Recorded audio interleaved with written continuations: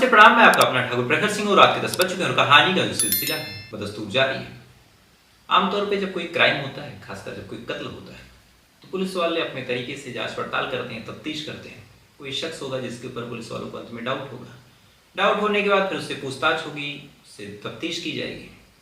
अब पुलिस वाले अपना पुलिसी अंदाज अपनाते हैं, कभी ब्रेन वॉश करते हैं, कभी घुमाते हैं, कभी इमोशनली ब्लैकमेल करते हैं, कभी थर्ड डिग्री भी इस्तेमाल करते हैं। अब इन तमाम चीज़ों में जो कातिल होता है, कहीं ना कहीं कुछ ऐसा सबूत, कोई ऐसा क्लू दे जाता है कि जो कत्ल की गुत्थी है वो सुलझ जाती है। लाश वगैरह कहाँ है वो मिल जाता है, मर्डर वेपन के बारे में भी पूछ लिया जाता है। पुलिस वालों को तमाम जानकारी कातिल खुद देता है। लेकिन अगर ऐसा हो कि कोई ऐसा कातिल हो जिसके ऊपर पुलिस वालों को ये भी नहीं पता कि ये कातिल है या नहीं, सिर्फ डाउट हो, पुलिस वाले उससे पूछताछ करते रहें, उसको बुलाएं, उसको बैठाएं, ब्रेन वॉश करें, घुमाएं फिराएं, अपना थर्ड डिग्री भी इस्तेमाल करें, टॉर्चर कर लें, तमाम चीज़ें करें, और वो भी नहीं कि एक बार दो बार, 8 सालों तक लगातार करें, शक के आधार पर बार बार पूछताछ करें।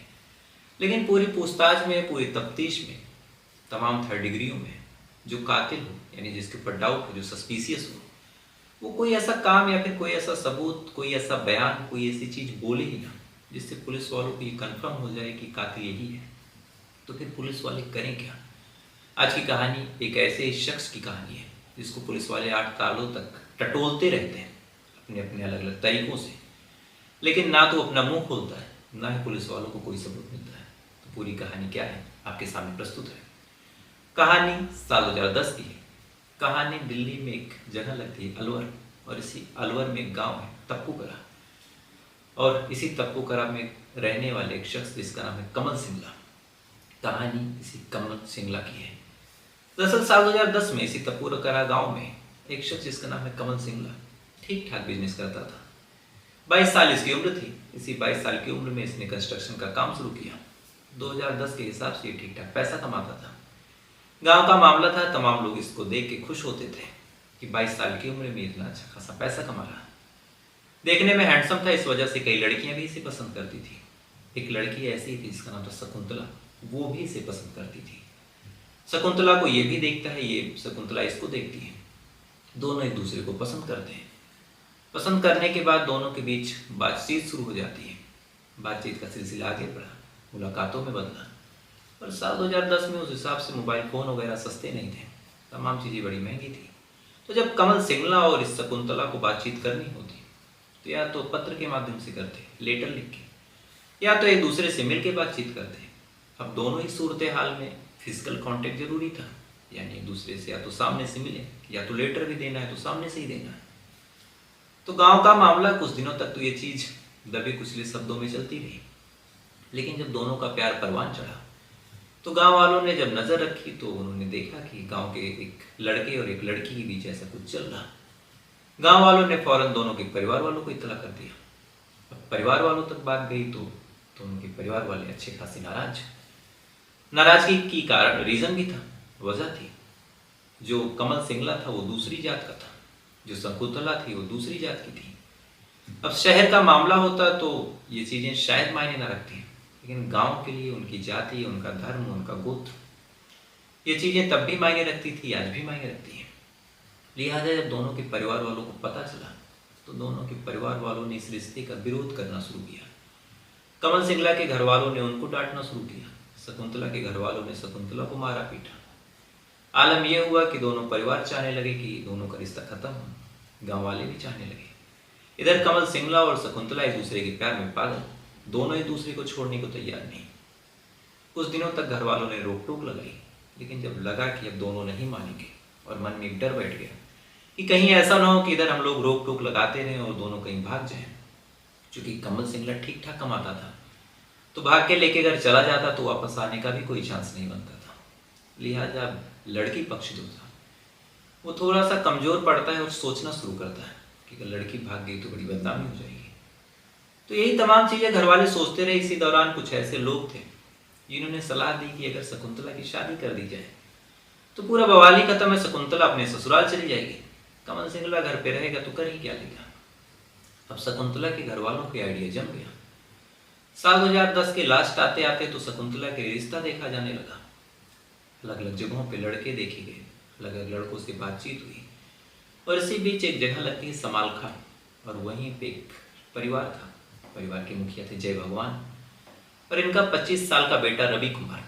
जब ये परिवार शकुंतला के माँ बाप को मिलता है तो दोनों परिवार के बीच साठ गांठ बढ़िया बैठ जाती है, और अंत में रवि कुमार और शकुंतला का रिश्ता फिक्स हो जाता है। अब रवि कुमार और शकुंतला का रिश्ता फिक्स हुआ। अब रिश्ता फिक्स होने के बाद कुछ दिनों बाद 8 फरवरी साल 2011 को इन दोनों की धूमधाम से शादी कर दी गई। अब शादी फिक्स हुई तो शकुंतला अपने ससुराल चली गई। घर पे अकेला कमल रह गया। कमल अब अपने कामों में बिजी हो गया। इधर शकुंतला अपने ससुराल में बिजी हो गई।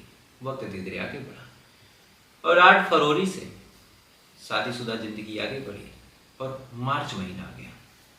अब मार्च महीना आने के बाद शकुंतला और उसके पति जो रवि थे उनके बीच भी थोड़ी सी नजदीकियां बढ़ी। एक दूसरे से बातचीत शुरू हो गई, एक दूसरे का सम्मान करने लगे, एक दूसरे से प्यार व्यार भी करने लगे। और ऐसे ही जब मार्च महीना भी लगभग बीतने की कगार पे खड़ा था तो शकुंतला अपने हस्बैंड से कहती है कि इतने दिन शादी के हो गए, दिल्ली जैसी जगह पे मैं रह रही, लेकिन आज तक आपने मुझे कभी मूवी वगैरह भी नहीं दिखाई। क्या आपका मन नहीं होता कि अपनी बीवी के साथ मूवी देखने चले? अब रवि कुमार जब ये बात सुनता है तो सुनने के बाद बड़ा खुश होता है, क्योंकि शादी के कई महीने यानी फरवरी में शादी हुई और मार्च तक लगभग उसने कभी पति का दर्जा पाया नहीं था। ना ही उसकी बीवी ने उससे बड़े अच्छे से बात की थी। मन में शायद उसके कमल ही बसा था। तो रवि भी पढ़ा लिखा था, थोड़ा सा समझदार था, तो उसे भी लगा कि बहुत ज़ोर ज़बरदस्ती करने का मतलब नहीं। इसलिए वो चाह रहा था कि वक्त के साथ साथ रिश्ते नज़दीक हो जाएंगे अपने आप ही। अब एक छत के नीचे रहेंगे तो कब तक दूरी रहेगी। तो जब ये तमाम चीज़ें रवि सोच के बैठा था, इधर मार्च में 20-21 तारीख की बात है जब शकुंतला ने कहा कि मूवी वगैरह ही दिखा दो, तो रवि एकदम खुश हो जाता है। उसे लगता है कि चलो बेबी अब धीरे धीरे मेरी तरफ आकर्षित हो रही है। उसने कहा ठीक है 22 तारीख को चलते हैं। प्लान बना, दोनों मियाँ बीवी तैयार होते हैं, मूवी के लिए निकलते हैं। निकलने के दौरान इधर घर वालों से यानी अपने ससुराल वालों से शकुंतला ने कहा था कि मुझे अपने एक रिलेटिव के यहाँ भी जाना है, तो मैं उसके यहाँ चली जाऊँगी, वहाँ कुछ देर रहूँगी, इनको लेके भी जाऊँगी, उसके बाद मूवी देखने जाऊँगी। परिवार वालों ने कहा ठीक है, तुम्हारा मायके है और कुछ रिश्तेदार अगर वहाँ रहते हैं तो चली जाना। इसके बाद शकुंतला और उसका हस्बैंड रवि निकलता है। निकलने के बाद परिवार वाले अपने कामों में बिजी हो गए। शाम हो गई और शाम होने के बाद जो बीवी थी शकुंतला वो वापस आती है। आने के बाद बड़ी हड़बड़ाई पूछती है कि रवि कहाँ है। अब ये शब्द जब सास ससुर ने सुना तो अलग सन रह गए, क्योंकि रवि तो इसके साथ गया था। इधर बीवी खुद पूछ रही कि रवि कहाँ है। अब वो लोग पूछते हैं और कहते हैं कि यार वो तो तुम्हारे साथ गया था। तो उस पर बीवी बताती है कि हाँ गए तो थे मेरे साथ, लेकिन जो मेरे पति हैं जब मैं अपने रिश्तेदारों के यहाँ गई तो उन्होंने कुछ देर तो वहाँ बैठा, उसके बाद उन्होंने कहा कि 5 मिनट में आता हूँ। इतना कहने के बाद वो निकल गए। उसके बाद मैं इंतज़ार करती रही, वो आए नहीं। तो काफ़ी देर तक इंतज़ार किया। उसके बाद जब वो नहीं आए तो मैंने अपने रिश्तेदारों से कहा कि ठीक है मैं चली जाती हूँ। उसके बाद मैं चली आई ऑटो करके। अब ये चीज़ जब पिता ने सुनी तो वो परेशान, अपने बेटे को खोजने लगा। अच्छा, साल 2010 के आसपास उतने मोबाइल फ़ोन होते नहीं थे जितने आजकल हो गए हैं, तो फ़ोन वगैरह का ज़्यादा सिस्टम भी नहीं था। तो घंटे 2 घंटे तक ये लोग खोजते हैं। उसके बाद जो रवि कुमार के फादर थे जय भगवान, वो पहुंच जाते हैं पुलिस स्टेशन और अपने बेटे की गुमशुदगी की कंप्लेन दर्ज करवा देते हैं। कंप्लेन दर्ज हुई। पुलिस वालों ने पूछा कि क्या उम्र थी, कैसे दिखते थे, फ़ोटो दिखा दो। तो फ़ोटो वगैरह जब पुलिस वालों के हवाले की गई और उम्र वगैरह बताई गई कि 25 साल 26 साल एज है, तो पुलिस वालों ने सोचा कि अब 25-26 साल उम्र, लड़की शायद पसंद नहीं आई होगी, कहीं चला गया होगा।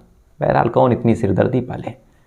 पुलिस वालों ने मामले को यूं ही कागज़ों पे नोट किया और पिता से कह दिया कि आप चाहिए हम खोज लेंगे। लेकिन ना तो कोई पुलिस वाला जहमत उठाता है आने की, ना ही कोई तफ्तीश करता है। बस एक बार बीवी से पूछता है कि क्या हुआ, बीवी तमाम चीज़ें बताती है। उसके बाद पुलिस वाले हाथ पे हाथ रख के बैठे रहे। इधर पिता बेचारा परेशान, माँ अलग रो रही, बीवी अलग परेशान। तमाम लोग अपने तरीके से खोज रहे, लेकिन सही तरीके से अगर कोई खोज सकता था वो थी पुलिस। इधर पुलिस वाले इस मामले को बिल्कुल गंभीरता से ले नहीं रहे। महीने दर महीने गुजर गए और मार्च का गायब हुआ एक शख्स देखते ही देखते अक्टूबर महीना आ गया। इधर जब अक्टूबर महीना आ गया तो अक्टूबर महीना आने के बाद जो पिता था वो परेशान हो गया। परेशान होने के बाद उसे जब कहीं से न्याय नहीं मिला, पुलिस वालों ने कोई मदद नहीं की, तो फिर अक्टूबर महीने में जो पिता है यानी जय भगवान, वो पुलिस स्टेशन को छोड़ के पहुंच जाते हैं कोर्ट और उन्होंने अदालत का दरवाज़ा खटखटाया। अदालत में पूरा मामला समझाया कि पुलिस कुछ मदद नहीं कर रही और हम पुलिस से अब कुछ मदद की उम्मीद भी नहीं रख रहे हैं, तो आप कुछ और कर दीजिए। तो कोर्ट ने जब मामले की गहराई सुनी और उन्हें लगा कि मामला गंभीर है, तो उन्होंने फिर इस मामले को क्राइम ब्रांच के हवाले कर दिया कि आप जांच पड़ताल कीजिए। अब अक्टूबर महीने से एक शख्स की गुमशुदगी जो मार्च महीने में हो चुकी है, उसकी जांच पड़ताल दिल्ली की क्राइम ब्रांच शुरू करती है। अब दिल्ली की क्राइम ब्रांच शुरू करती है। अब इतने महीने गुजर गए, 2011 के मार्च में वो गायब हुआ। मार्च बीता, अप्रैल बीता, मई बीता, जून, जुलाई, अगस्त, सितंबर, अक्टूबर। तो दो चीज़ें क्राइम ब्रांच वालों को बिल्कुल क्लियर थी कि या तो अपनी मर्जी से कहीं बहुत दूर वो शख्स चला गया है और या तो उसके साथ कोई हादसा हो गया है। इतने दिन के लिए कोई अपहरण या फिर कोई ऐसी चीज़ नहीं होती। पुलिस वालों ने तो मामले को गंभीरता से नहीं लिया, लेकिन क्राइम ब्रांच ने मामले को गंभीरता से लिया। फिर से जांच पड़ताल शुरू की। बीवी से पूछा कि क्या हुआ था, क्या नहीं हुआ था। उन रिश्तेदारों के यहाँ भी जाके पूछा। रिश्तेदारों ने कहा कि हाँ, जो शकुंतला है वो आके बैठी थी काफ़ी देर तक, कह रही थी कि मेरे पति आएंगे। लेकिन जब पति नहीं आते तो फिर हम लोगों ने कहा कि अब शाम हो गई है, चली जाओ। उसके बाद शकुंतला चली गई। इधर वो तमाम चीज़ें पुलिस वाले क्राइम ब्रांच छानबीन कर रहे हैं, तफ्तीश कर रहे हैं। शकुंतला से पूछताछ, उसके पिता से पूछताछ, उसकी माँ से पूछताछ, रिश्तेदारों से पूछताछ, दोस्तों से, तमाम लोगों से पूछताछ होती रही, छानबीन होती रही। क्राइम ब्रांच के भी हाथ खाली रहे। वक्त गुजरता रहा, देखते ही देखते 2011 बीत गया, 2012 बीत गया। न जाने कितनी बार अलग अलग लोगों से पूछताछ हुई, न जाने कितनी बार अलग लोगों से तफ्तीश हुई। मायका, ससुराल, तमाम चीज़ें पुलिस वालों ने एक कर दी, लेकिन कहीं से कोई सबूत, कहीं से कोई सुराग, कहीं से कोई ऐसी बात नहीं मिली जिससे इस मामले में थोड़ी भी आगे बढ़े, किसी के ऊपर कुछ हो। देखते देखते साल 2017 आ गया, यानी इस घटना के हुए 6 साल गुजर गए। अब 6 साल लगभग गुजर गए और जो रवि कुमार है उसका कहीं कुछ पता नहीं। क्राइम ब्रांच ने भी और परिवार वालों ने भी मान लिया कि शायद रवि कुमार अब जिंदा नहीं है, किसी ने उसके साथ कुछ अनहोनी कर दी है। लेकिन कौन, क्यों और कैसे, यही 3 सवाल ऐसे थे जो शुरुआत से लेकर अंत तक अधूरे रह गए। तफ्तीश चलती रही, छानबीन चलती रही। तमाम पहलुओं को टटोलने के बाद 6 सालों तक न जाने कितनी बार तमाम चीज़ें पता करने के बाद अंत में जो क्राइम ब्रांच की शक की सुई थी वो 2-3 चीज़ों पर अटक गई। पहला, कितने दिन तक अगर हमने तफ्तीश की, इतने दिन तक हमने छानबीन की, तो इतने दिन में कहीं ना कहीं से अगर कोई दुश्मन होता, कोई और मामला होता, कहीं वो चला गया होता, तो ये तमाम चीज़ें अब तक क्लियर हो जाती। दुश्मनी का एंगल कहीं आया नहीं, कहीं पैसे का कोई विवाद आया नहीं, इसके मरने से किसी को फ़ायदा भी नहीं दिख रहा, तो फिर जाहिर सी बात है इसमें कोई घर का भी शामिल हो सकता है। तो घर का कौन? माँ, बाप, बीवी, और तो घर में कोई है नहीं। तो फिर परिवार वालों के ही इर्द गिर्द क्राइम ब्रांच ने जांच का दायरा बैठा दिया गुपचुप तरीके से। सबसे पहले पिता को टटोला कि क्या पिता का कोई मामला था, माँ को भी टटोला, उसके बाद बीवी को भी टटोला, परिवार वालों का बैकग्राउंड खंगाला। तो ये तमाम चीज़ें साल 2017 में जब पुलिस वालों ने की तो माँ और बाप दोनों एकदम बाइज्जत बरी निकले। लेकिन बीवी का कुछ ऐसा रवैया, कुछ ऐसा इतिहास क्राइम ब्रांच के हत्थे चढ़ा जिससे बीवी पे डाउट हुआ। जब बीवी से डाउट हुआ तो क्राइम ब्रांच वालों ने बीवी की कुंडली खंगाली, तो पता चला कि हाँ, शादी के कुछ दिन पहले एक लड़के से बेहद प्यार करती थी और इसी प्यार की वजह से ही इसकी आनन फानन में शादी भी की गई। अब उस शख्स यानी उस लड़के का नाम लगभग 2010 से अगर 16 जोड़ें तो 6-7 सालों बाद जब निकल के फिर से सामने आया, 2017 जोड़े तो 8 सालों बाद, तो फिर पुलिस वालों ने कमल को भी पकड़ना शुरू किया, यानी क्राइम ब्रांच वालों ने तफ्तीश की, उसके बारे में पता किया। और कई बार ऐसा भी हुआ कि जब लगा कि हो सकता है ये डाउट में आ जाए तो कमल को भी उठा के पूछताछ की। लेकिन जब भी शकुंतला से पूछताछ होती, जब भी कमल से पूछताछ होती, तो क्राइम ब्रांच वालों को ये तो लगता कि दाल में काला जरूर कुछ है, लेकिन क्या काला है और कितना काला है ये नहीं पता चलता। यानी डाउट भी होता है, फिर कोई डाउट का भी एविडेंस नहीं मिलता। पुलिस वाले यानी क्राइम ब्रांच वाले तफ्तीश करते रहे, छानबीन करते रहे। साल 2017 भी गुजर गया। जांच पड़ताल का जो दायरा है, कमल और उसकी गर्लफ्रेंड जो थी कभी शकुंतला, उन्हीं के इर्द गिर्द घूम रहा। कोई सबूत, कोई ऐसी बयानबाजी इन दोनों के माध्यम से हुई नहीं, लेकिन डाउट भी है, तो क्या करें। इधर माँ बाप भी अब हिम्मत हार ही चुके थे कि शायद उनके बेटे की गुमशुदगी की गुत्थी कभी सुलझे। लेकिन इधर क्राइम ब्रांच वालों ने इस केस को बड़ा चैलेंजिंग ले लिया कि आखिर ये दोनों इतने ढीठ कैसे हैं। खुद के दम पे जब कुछ ऐसे सबूत नहीं मिल रहे थे तो फिर क्राइम ब्रांच ने जो कोर्ट है उसका दरवाज़ा फिर से खटखटाया और कहा कि हमें एक परमिशन दे दीजिए, क्योंकि हमें डाउट एक शख्स पे है, लेकिन वो शख्स कुछ बयान दे नहीं रहा। उठा के हम ज़्यादा मारपीट भी नहीं सकते, और मारे पीटें तो किस आधार पे मारे पीटें। इसलिए हमें परमिशन चाहिए कि एक शख्स है जिसका नाम है कमल सिंगला, जो कभी इस लड़की का बॉयफ्रेंड रहा है, और इस शकुंतला का ब्रेन मैपिंग करवाया जाए। अदालत में जब ये चीज़ पुलिस वालों ने यानी क्राइम ब्रांच वालों ने कही तो कहने के दौरान कई ऐसी चीज़ें उन्होंने बताई कि हाँ, उस वजह से हमें डाउट है, क्योंकि गायब होने के आखिरी बार शकुंतला ही उसके साथ थी, आखिरी वक्त के साथ थी। साथ ही अब शकुंतला इस बीच कमल के करीब भी है, तो एक बार हमें इजाज़त दे दी जाए। कोर्ट को भी लगा कि चलो ब्रेन मैपिंग में क्या दिक्कत है, ब्रेन मैपिंग कर लेते हैं, कोई नार्को टेस्ट तो है नहीं कि शरीर पे असर पड़ जाएगा, बॉडी पे दिक्कत होगी, करा लेते हैं। कोर्ट ने परमिशन दे दी। उसके बाद अहमदाबाद में साल 2018 में इस केस में ब्रेन मैपिंग शुरू हुई। इसको उठाया गया, जो कमल सिंगला था, साथ ही शकुंतला, और जब ब्रेन मैपिंग शुरू हुई तो जो झूठ मुंह और दिल जुबान ये तमाम चीज़ें बोल रही थी, वो झूठ दिमाग नहीं बोल पाया। दिमाग सच बोल जाता है, और अंत में जब दिमाग सच बोल जाता है, क्राइम ब्रांच के पास सबूत आ जाते हैं कि ये झूठ बोल रहा है, शक पुख्ता यकीन में बदल जाता है। तब इन दोनों से तबीयत से पूछताछ पुलिस वाले यानी क्राइम ब्रांच, पुलिस तो एक ही है, जब अपने अंदाज में करते हैं, तब जाके 8 सालों बाद इस केस की गुत्थी सुलझती है। और इन दोनों ने कहा कि हाँ, उसको हमने मार भी दिया है और उसकी लाश को दफन भी कर दिया है। फिर पूछा जाता है क्यों और कैसे, तब इन्होंने पूरा प्लान बताया।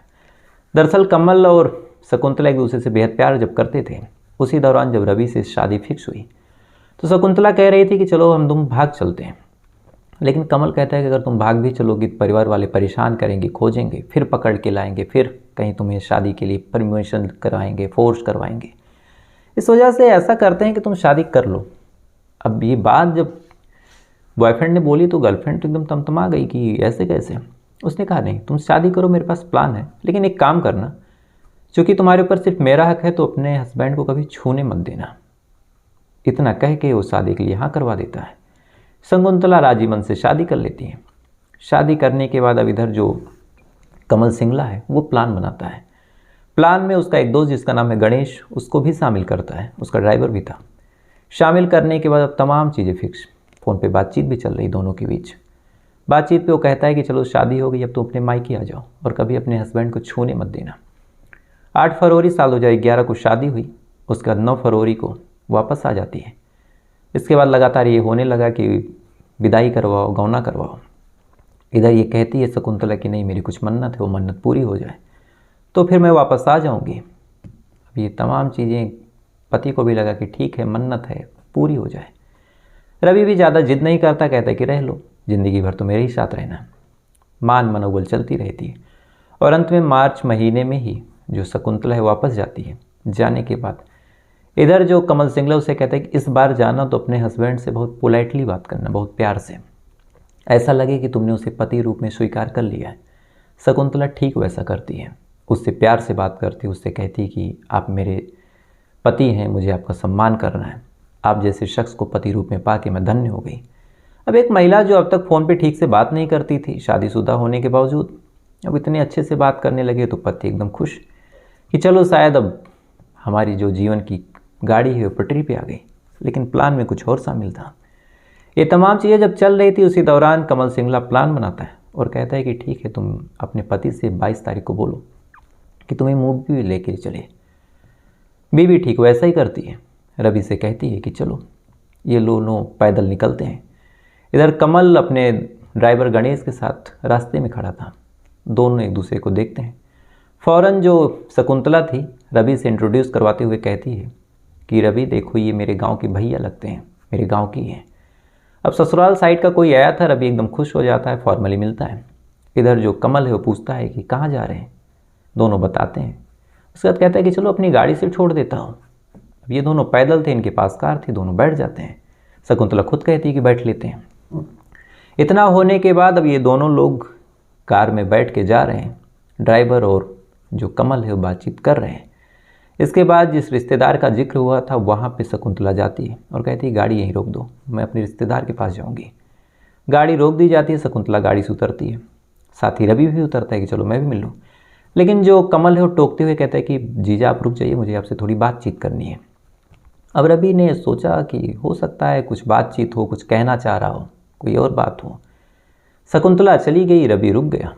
फ़ौरन रवि को जो कमल है ड्रिंक देता है पीने को।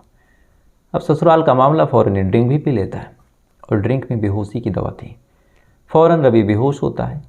गणेश और कमल उसे गाड़ी में डालते हैं।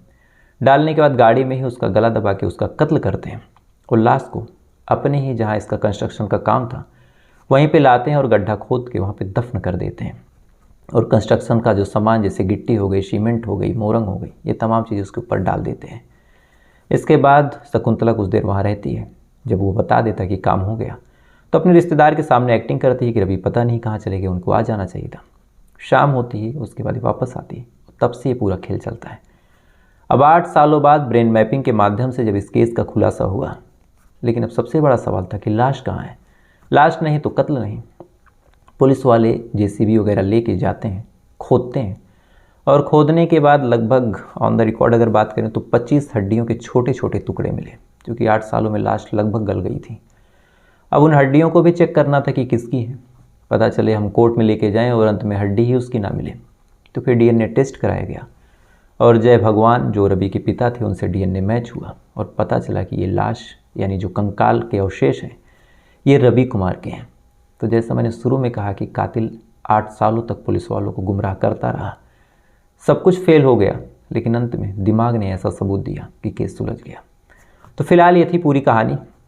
उम्मीद है कहानी आपको पसंद आई होगी और जो भी गलतियाँ हुई हैं उसके लिए माफ़ी चाहूँगा।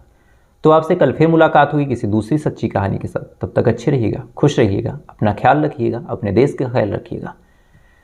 साथ ही जय हिंद, वंदे